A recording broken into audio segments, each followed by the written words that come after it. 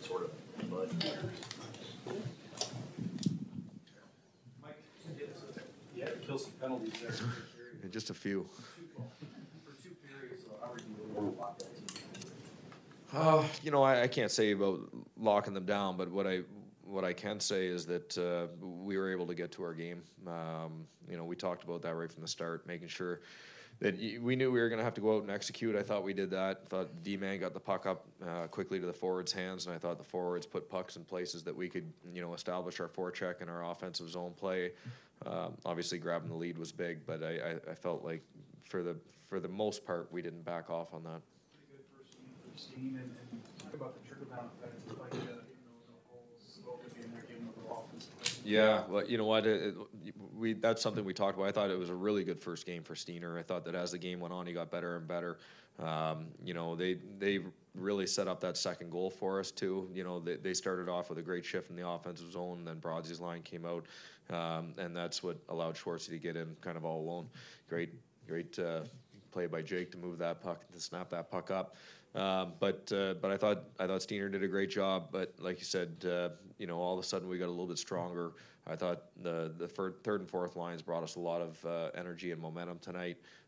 That's probably Yaskin's best game of the season tonight. So you can see that, that everyone kind of got shuffled maybe down a spot. That doesn't mean we expect less of them. It's quite the opposite. They still need to go out there and perform, and I think that having Steiner back gave them a good chance to do that.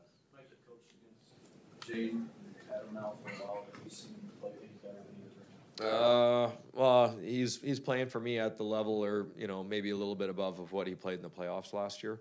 So I'm not surprised. This is a guy that's hitting his prime. And I think he's in the last probably year or so, he's just even starting to scratch the surface to realize what how good he can be.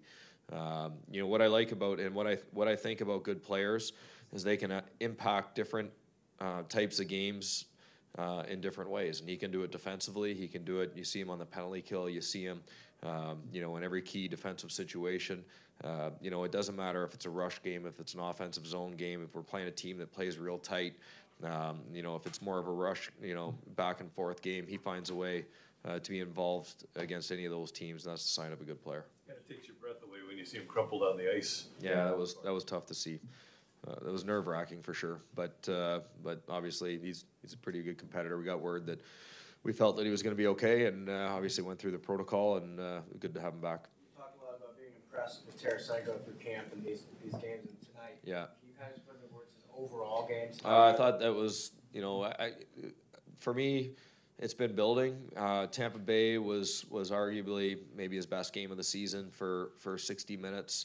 And then tonight was a different level. When you see him, obviously the first thing you always think about is his shot, but when you see him getting involved in the forecheck and creating turnovers, getting scoring chances because of that, he's a smart player. Like he can read the play, he can get a stick on pucks and create turnovers, and obviously that leads to offense. So I think that was probably his best 60-minute game. You said it's a higher level than the Tampa Bay. That's correct. Yeah. Tarasenko got the goal out of stealing the puck and spinning around, but it seemed as a whole you guys were able to steal a lot of pucks tonight. Was that a concerted effort, or was just the opportunity was there and capital? That's always a concerted effort for us. That's part of our identity. I think that's when we're at our best, is when I think that we were physical in the game. I thought we set the tone right off the hop, and we have to do that. And I thought that we got in on the forecheck. Part of it is executing to be able to get to that game and putting in pucks in places where you can get them back. But obviously I think that we've got guys that can get in quickly and arrive on the body and through the course of a hockey game, that's obviously gonna lead to a lot of momentum, a lot of turnovers, and a lot of offense from that. So confidence there from Brodziak not to pass to Tarasenko? Yeah, I think he tried everything he could to get it over to him, but they were not going to let that happen. So good decision to shoot that puck. Great shot. Did Tarasenko get an assist on that? I didn't touch it. Yeah, you can call the league on that one.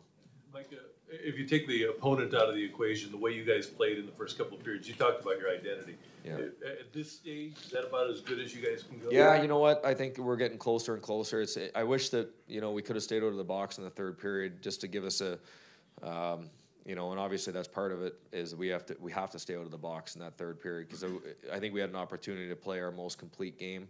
Playing against a team like that helps sharpen you. There's no question. So now I'm anxious to see if we can get right back on top of it tomorrow. But I would say that we're 7 games in the season. You look at the Tampa game and there was large parts of that game that looked right, but there was a lull that cost us the game, and I think that we're getting closer to being more complete in our game. But there was still some opportunities tonight that I felt that we let them off the hook. So we'll keep pushing and trying to get better here. Mike, on a personal note, your 200th career win, can you allow yourself to enjoy that? Yeah, only about 3,000 more to catch Hitch. Probably a game like that in the first half of the back-to-back can help set the tone going into tomorrow night. Yeah, well, I think it's big. I talked, about this last time. Whenever you go out on the road, it's nice to get the win when you're playing a home game. But for us, I mean, we talked a lot about the rivalry. We know that we're going to be battling with these guys all year. You've got. When you're playing these division opponents, it's always nice to set the tone for the series that you're going to have against them through the course of the season. Hopefully the next time we play them, they'll remember us and they'll expect an uncomfortable game. Mike, how good was it to see Eddie O back today, and were you aware of the ovation that you know it was? Yeah, I did. I was joining in on it. It's awesome to see him back. I love Edzo. Been I was really fortunate to be able to work with him when I was in the Pittsburgh's farm team when he was the head coach there, and nothing but a first class guy. Even though I was a little nothing coach in the minors, he treated me like he was like I was a member of his staff, and I have nothing but respect for him. Mike, you often talk about the process over the course of the season, but how do you define or articulate the process within the context of a single game? Yeah, that's a good point for us. It's that was part of the message before the game. It's easy to get you come into a game like this, especially, and obviously we know and we want to win, and you feel that you need to win. Sometimes you get caught up in so much in that something that happens, whether it's good, whether it's bad, could unravel you. We just try to stay in the moment, and I find that that's when we stay aggressive, and that's I feel how we were able to build a lead tonight. We've got certain things that we have to inside our locker room have to be part of who we are, and when we do those things, then that's the game that we're talking about, and when we do it, we're effective. Thank you, sir. Thank you.